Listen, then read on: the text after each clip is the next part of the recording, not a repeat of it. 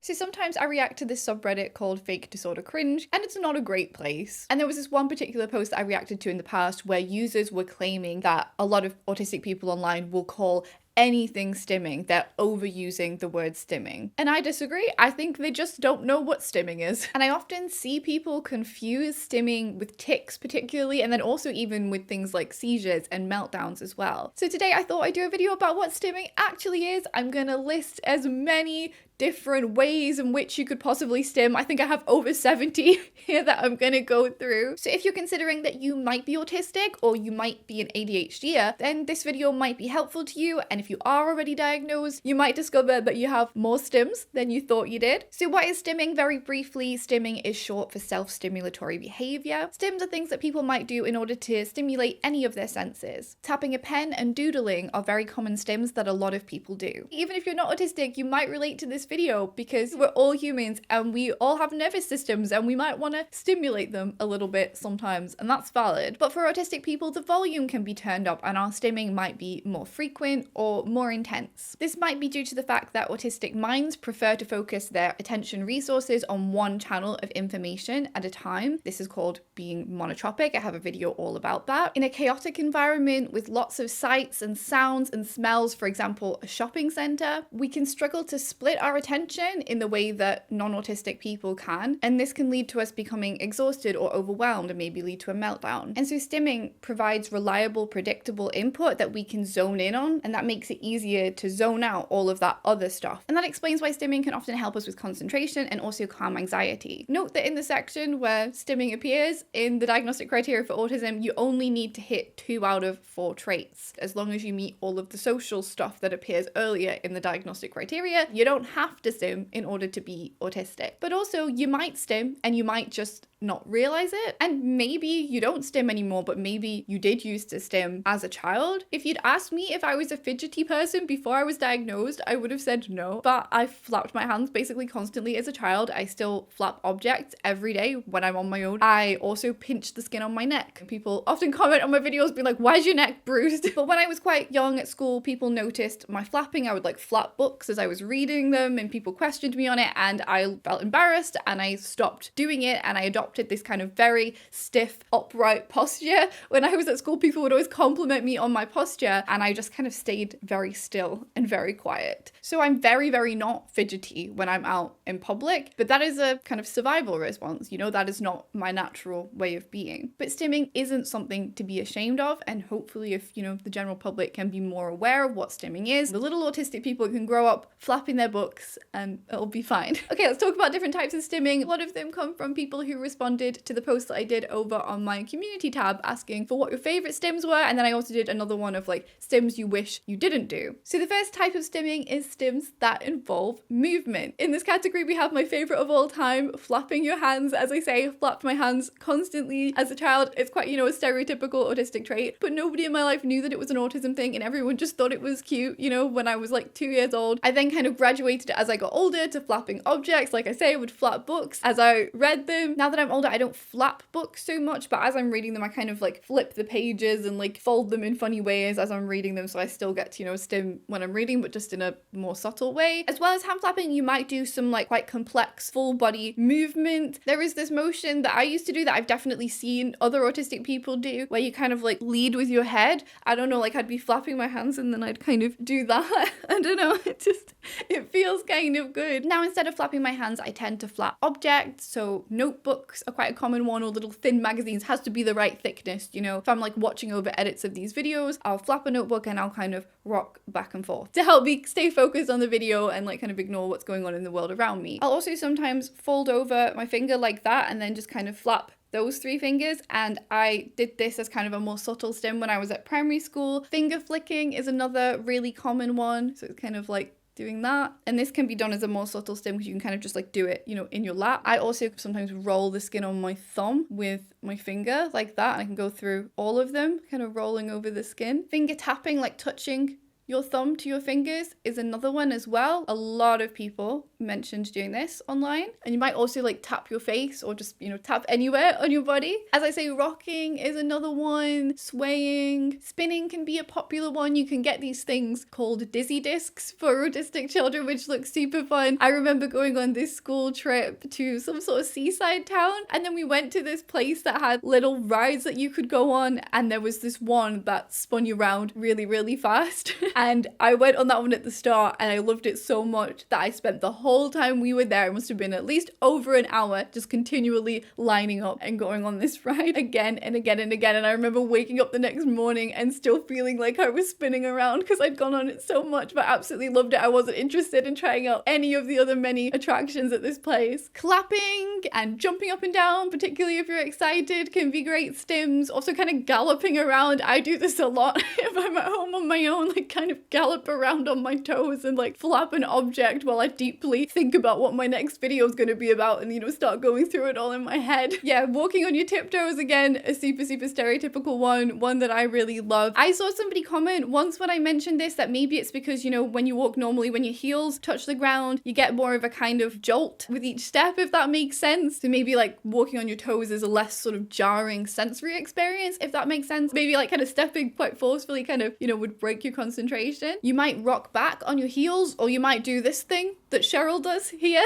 You might pace around. I have to pace around when I'm on the phone for sure. If you have to stand still while you're waiting for something, you might do a little knee bounce. You might kick your legs while you're sitting or lying down. You might run when you don't really need to run. Like I pretty much always run up the stairs or like run from room to room when, I'm not in any rush. It just feels good. You might shrug your shoulders. You might also flex muscles and maybe to a tune. And somebody mentioned this over on my Patreon. I have this thing where I do autistic advice where I'll respond to, problems, dilemmas, questions that people have. And somebody in their post mentioned how they'd said on my Discord server, which is connected to my Patreon, how they twerk when they're waiting in line. They like kind of clench their bum cheeks in tune with a song. And I definitely do that one as well. So maybe you do like covert twerking while you're waiting in a line, clench your bum cheeks. Repetitive blinking is another one. Again, it might be in tune to a song. I definitely notice I blink a lot if there's like a loud sound, particularly dogs barking. I'm like, ugh. Also squeezing your eyes shut and rubbing your eyes, scrunching up your face or making silly faces in general. There are lots of little fidgety, more subtle movement stems that you might do, like just kind of scratching your arms could be one. Playing with your hair. Some people like tie their hair up and then take it down again and then tie it up and then take it down again. I had a friend who whenever they were tired, they would crack their hair. I guess they had like kind of quite curly, thick hair, I suppose, and they kind of like run their nail along it and it would make this crackling sound that they found really satisfying. You might touch other people's hair. You might rub your eyebrows. You might bite your nails. You might touch your fingernails to your lips just because they feel smooth. You might twirl your jewelry. I like doing that. The good old necklace slide and twisting rings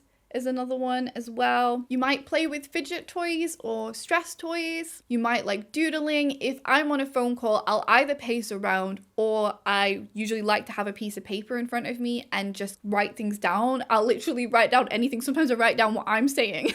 I like to be writing. It kind of gets out some of the nervous energy and helps me to concentrate on the phone call. If you're out in public, scrolling on your phone makes for, quite a good subtle stim these days, and also playing games on your phone might be a stim. Talking with your hands as well is kind of like a subtle way to flap your hands. Like I have this video because I used to do these little vlog clips when I got home from school where I talk about what I did in my day, and I have this video where I'm talking with my hands, but I'm literally, the way I'm talking with my hands is kind of almost like that. And I think, yeah, it's just a socially acceptable way to be moving your arms while you're speaking and help you to focus. How many times my dad does it all the time where he like mocks what I did with my arms. Like I'll do something like while I'm speaking and he'll be like like do it back to me. Drumming was a super popular one on my community tab. It got like over 300 thumbs up.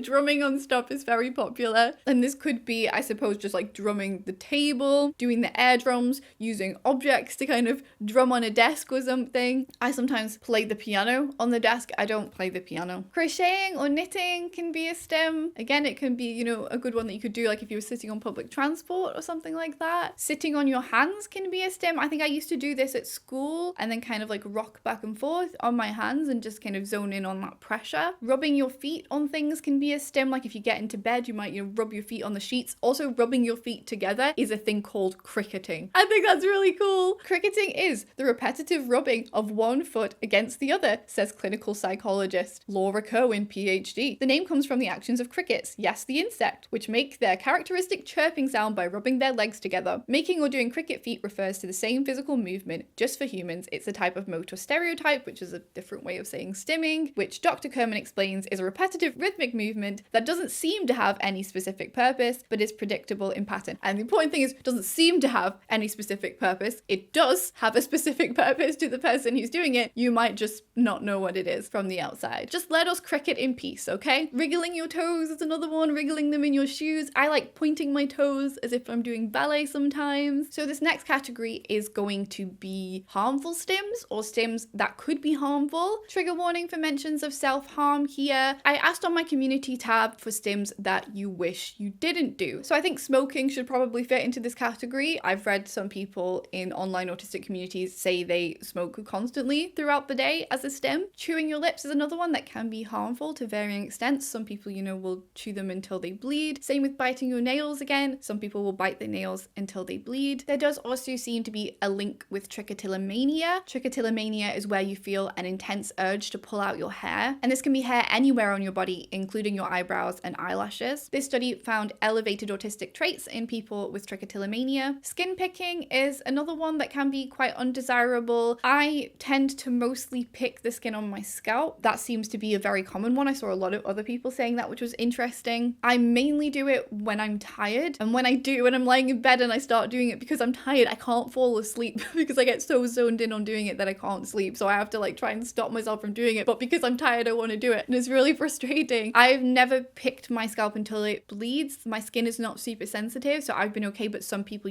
will do it and end up with scabs, and also will pick at scabs and blisters. It grosses me out to pick at any sort of scab or blisters. So I tend to leave those alone. It tends to just be my scalp that I pick. I will also kind of peel the scalps of other people who I'm super close with, not just random people, which I feel like is a little bit of an embarrassing one to say, but I'm gonna say it anyway. I feel like I'm very animalistic when I do that, I'm like a chimpanzee doing some sort of grooming or something like that, but I find it, I don't know, really, really calming, really soothing. Some people may have dermatillomania, which is connected to OCD, and of course there is a link between OCD and being autistic as well. Head hitting was another one that a lot of people said on the community tab they wish they didn't do. A lot of autistic people will particularly head hit when they are in a meltdown state. It can be super, super horrible because you can hit your head repeatedly while you're in a really distressed state. And then when you calm down, you can be then really worried. What if you did some sort of damage or end up with headaches? I think definitely head hitting can be one of the most damaging and dangerous stims. I saw this really great TikTok about kind of destigmatizing painful stims and pain stimming, trying to distract yourself by zoning in on pain. Pain stimming isn't often talked about, but I think we should talk about it because it shouldn't be as taboo as it seems to be. I think a lot of people don't really think about some of their pain stimming behaviors as painful. I bite my nails constantly. And I bite my nails to the point of pain or bleeding. And pulling out your hair is another way of pain stimming because the pulling of the hair obviously hurts. But it's like focusing your brain on that pain instead of whatever's going on in your brain. And I'm going in loops of thoughts. So loops and loops and loops of the same thought, and I can't get out of that loop, and then I will subconsciously pain stim because it makes me focus on the pain instead of the thoughts that were in my head. And this person also talks about how they've kind of created a safer replacement stim for themselves, and it involves dinosaurs, so extra bonus points for that. Most of you know I love dinosaurs. Now this is just a little plastic dinosaur. It's a little brachiosaur, maybe diplodocus, I'm not sure. And it has a pointy tail. Now the pointy tail is quite sharp, and so I like to run my fingers on the pointy tail because it hurts, but not in a way that really actually causes any pain or any damage to my finger. It just hurts a little. And that's enough to get me out of my ruminating thoughts. And the NHS here has some more examples of replacement stims for pain-seeking stims. Anything involving deep pressure, squeezing an object, pressing fingertips together, a bear hug, very loud music. It says preferably something repetitive with a heavy beat. Definitely when I've been in a meltdown state, I can find like, turning up a Paramore song from back in the day, super loud, that can be helpful for me. Spinning or swinging on a swing, any type of strong movement, taking a cold shower, or even just washing hands in cold water to get like the shock of the cold, and always having a sensory or chew toy on hand they recommend as well. So yeah, if you are unhappy with some of the stims that you do, then maybe looking into replacement stims might be a good idea, and obviously seeking out therapy as well if you need help. Stimming is fine, stimming should not be taboo, but obviously you want to look after yourself. The third type of stims are vocal stims. You might make repetitive noises, or you might have words that you kind of repeat or like mutter under your breath. I used to have little phrases that I would say whenever I was particularly stressed under my breath. Echolalia is another type of stimming, so that's where a person repeats what another person has said. And yeah, I don't know, sometimes it can just be like you want to try out the sound of it. It just sounds interesting, like you just kind of want to hear it again, or sometimes it's just completely unconscious. Humming, whistling, singing. If I'm at home on my own, I feel like I have to constantly be either talking to myself or singing or sending somebody a ridiculously long voice message, just because hearing the sound of my own voice gives me some sort of stimulation. I don't like the dead silence. My grandpa would constantly play classical music. You also might sing things instead of say them, or kind of say words in a sing-songy voice. You might make sound effects for things that you do. I particularly do this when I'm feeling awkward and it's really quiet and I find it really embarrassing, and I'm like, oh my god, just shut up. It would have been better just to stay quiet. It would be quiet and I'll have to like go over and pick something up, and I'll like make a sound effect for picking it up, like beep or like did it. It's fine, we don't need to feel embarrassed about stims, but sometimes I have felt embarrassed in the past about those. Laughing quite a lot is another one. I've mentioned this before in videos I've done about autistic masking, how I think that it's kind of part of my mask that I sometimes laugh quite a lot, but also I think it could be a kind of stimmy thing. And again, just, trying to fill the silences. Throat clearing is another one that I've seen mentioned a lot. It's important to note that this is also quite a common tic though as well. Counting is another one, although you might do that in your head. The fourth category of different types of stimming is auditory stims, and this is linked to vocal stims because I guess you're hearing yourself speak as well. You might enjoy listening to the sounds that you make, or not. You might get annoyed with yourself. I know I have other family members who do this as well. Like, I constantly will tell myself to shut up if I'm making too much noise. I'm like, no, you've sung that line from that song way too many times now, I'm done. And that's another one that's really common, and this also got a lot of thumbs up on my community post, listening to the same song again and again and again on repeat. I do this when I find a new song that I love. I listen to it to death, like squeeze all of the juice out of it, all of the dopamine out of this new song. When I'm exercising, doing my weightlifting, I might put the same song on repeat, literally, press repeat and just listen to the same one again and again. Can make you get sick of them super quickly, so it's not always great. And then also in times where I've been down and sad, I will listen to the same song over and over again. Fast Car by Tracy Chapman, that was a popular one when I was a tortured teenager,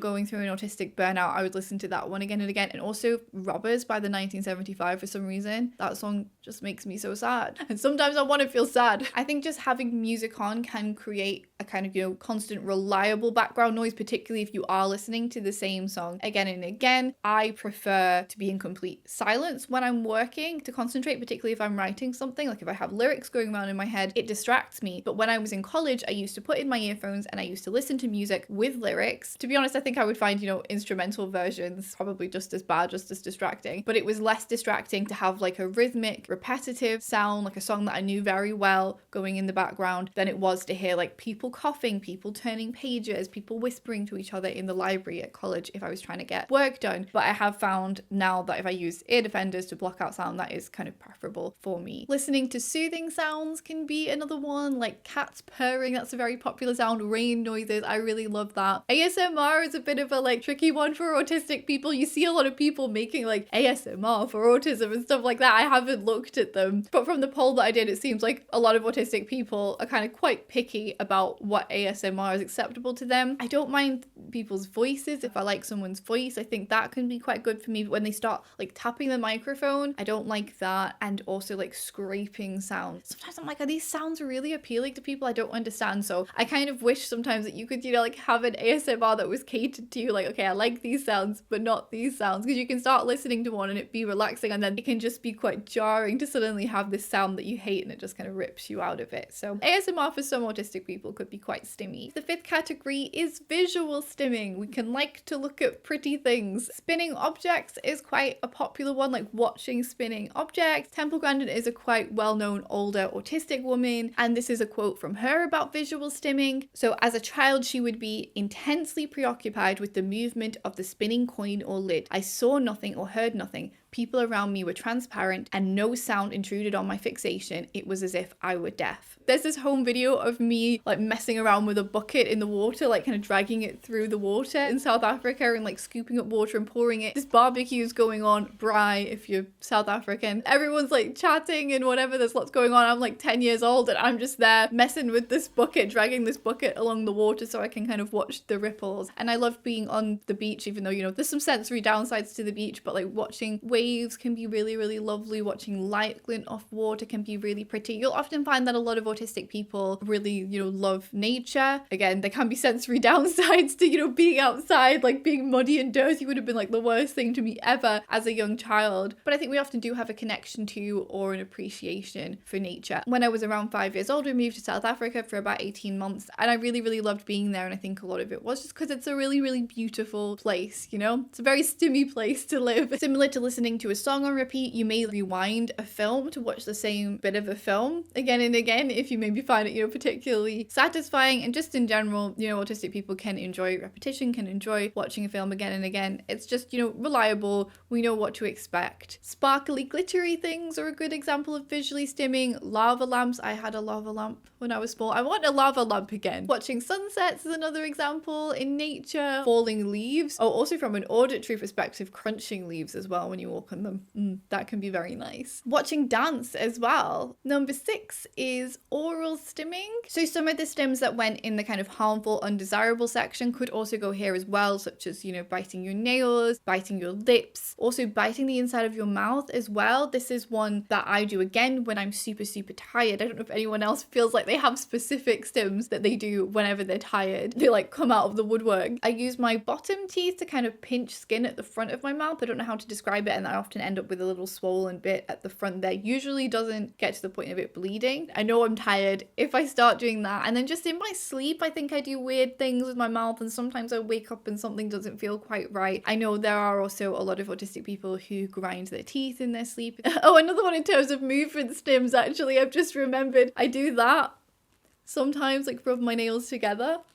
And there was a phase where I was doing it in my sleep and waking my husband up, and he was really creeped out. He was like, what on earth is that noise? And he wanted to try and record me doing it, but he felt too creeped out, so he didn't do it. And again, with grinding your teeth, you might grind your teeth to a song, or kind of like, I don't know what you call it, bash your teeth together to a tune of a song. Rubbing your tongue against your teeth can be one. I tend to do it to try and like make sure I've not got any lipstick on my teeth, particularly when I'm recording, but then I keep getting the urge to do it again once I've done it once. Eating could be a stim, if you particularly enjoy a certain taste or a certain texture, or maybe you really enjoy crunchy textures. You might also have specific ways that you eat things, biting things in a certain way. I also love drinking fizzy things for the bubbles. I've said this before, it's like there's 2 categories of autistic people, and we should do that instead of support needs. It's just, are you ASD flat or ASD fizzy or ASC? Let's say ASC for autism spectrum condition instead. So ASC fizzy or ASC flat, which one are you? So I'm definitely ASC fizzy, and I have a soda stream now, and it's great. It's great. I still don't drink enough water because I'm autistic. I love the sensation of the bubbles in my mouth, and some autistic people find that almost painful and hate it and will be like, I'll only drink water. For me, I like holding them on my tongue, and that's quite a stimmy thing. I remember I had this Lush lip scrub, and when I was revising for my exams for my GCSEs, 20s, I had it in my room as the bubblegum flavored lip scrub, and I would just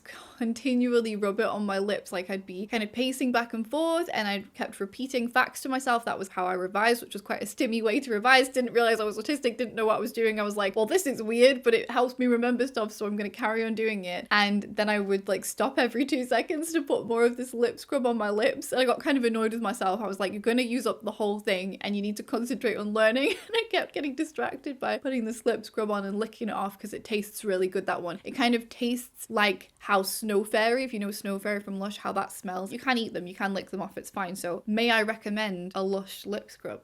Might be good. Chewing stuff that isn't food is another one as well. I mentioned it in some video somewhere. I don't know if it was in memes. I can't remember what video it was, that I used to like chewing face cloths as a child. A wet cloth, like kind of like biting on them, chewing on them with my back teeth. I found it satisfying somehow, and I felt a bit embarrassed about saying it, and then loads of people in the comments were like, oh my gosh, I did that too, or I do that as well. You might chew pencils, you might chew through erasers. You can get something called jewelry. It's like supposed to look like jewelry, but you can chew it. There's a lot that are aimed at children, but there are some that are more aimed at adults, or some that are nicer looking than others. Etsy, I saw, has quite a few nice looking ones. Type number 7, we have olfactory stims. So stims connected to smell. Basically just smelling stuff, enjoying smelling stuff. Maybe things that most people wouldn't normally associate with, you know, smelling good. Like plastic could be one, you know, if you get a new toy, maybe as a child you always had to sniff it. I also really love Lush products. As I said, I was using the lip scrub. I used to work there. A lot of people comment and they're like, oh my gosh, how could you stand working there? Because for a lot of autistic people, you know, the smells are just too much. But for me, I think I normally notice so many bad smells in just like everyday life that it kind of masks the bad smells, like having that intense, you know, kind of Lush smell. I love the smell of most of their products. So I actually really liked it. All my clothes smelled of Lush when I left. Whereas like most other times when I've been on work experience and things like that, or like volunteered in a charity shop, there's just a lot of like other not great smells and smells of people's foods and things like that. So I think I kind of preferred that overwhelming smell. And so yeah, enjoying things like Lush bath bombs and things like that can be super stimmy. Repeatedly like picking up a bath bomb to smell it, that definitely could be a type of stimming. And this was the post on the fake disorder cringe that triggered everyone to be like, oh my gosh, they'll call anything stimming online these days. Because someone had said on TikTok that using a bath bomb was stimming. The internet was kicking off and saying, no,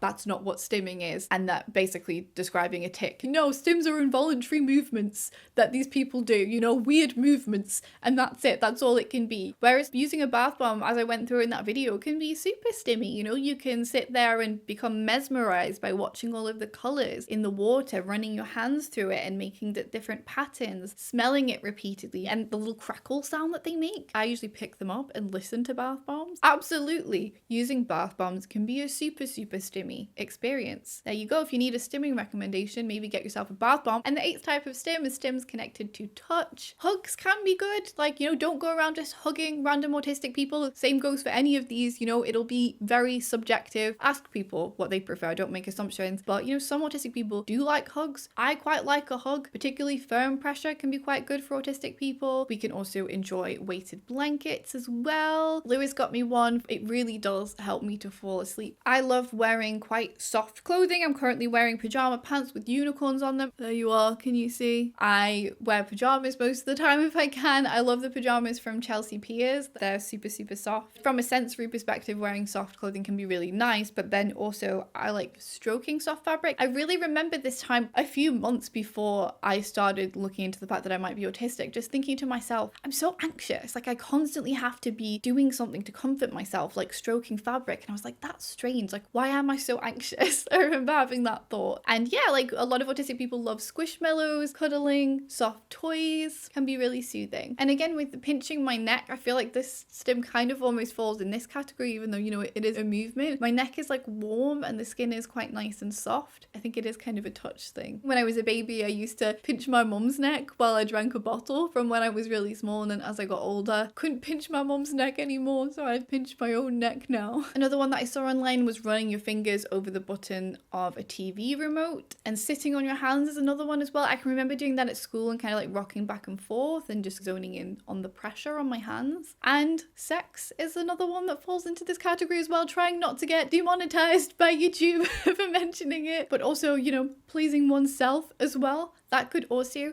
be a type of stimming. Over on Patreon, I did this video where I reacted to Hannah Witton, the sex educator Hannah Witton. She did a video about autism and sex. And within that video, she spoke about how people could maybe use fidget toys during sex to kind of self-soothe or to help you kind of concentrate in the moment. I was like, oh, personally, I think I would end up zoned in on the fidget toy, because often when I do use a fidget, I can end up getting fixated on the fidget and it doesn't actually help me to concentrate as much as other stims would. But then somebody commented and says, well, it kind of like isn't sex itself stimming? And I guess, yeah, often it is kind of like repetitive motions. You can get very, very zoned in on the sensation. So I definitely think sex and sexual things can be stimming too. Feel free to comment your favorite stims below, or go and comment on the community post and go and read them and see if there's any more that I didn't mention in this video. And if you have any good replacement stims for painful stims that you can put in the comments, feel free to add those down below as well. Let me know if you do any of the things mentioned. I love making videos like this. Hopefully it's helpful. I'd love to keep them coming, and thanks to everyone who supports me on Patreon, I'm able to do that. If you do want to join, even if you join the lowest tier, which is $4 per month, you can join the Discord community where you can chat to other autistic people. Like I said, there was that whole thing where people were having a chat about how they twerk in line, you know? So if you want to talk about clenching your butt cheeks in line, you can talk about that. Speak to people who get it. It's a really, really lovely community, and we would love to have you there if you want to join.